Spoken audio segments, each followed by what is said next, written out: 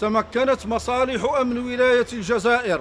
ممثلة في فرقة الشرطة القضائية لأمن المقاطعة الإدارية رويبة من توقيف 13 شخص، 3 منهم كانوا في حالة فرار وتم توقيفهم في اليوم الموالي، تتراوح أعمارهم ما بين 23 و 52 سنة، مسبوقون قضائيا ينحدرون من العاصمة عن قضية إنشاء والاشتراك في شجار بين عصابة الأحياء.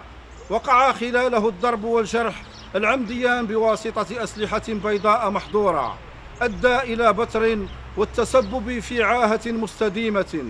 مع زرع الرعب في وسط المواطنين والإخلال بالنظام العام والسكينة العامة مع استعمال مركبة ذات محرك. قضية الحال تمت تحت إشراف النيابة المختصة إقليمياً، وبعد تنفيذ أذنات بالتفتيش لمنازل المشتبه فيهم، تمكنت عناصر ذات الفرقة من ضبط وحجز 6 أسلحة بيضاء محظورة من الصنف السادس مختلفة الأحجام والأنواع،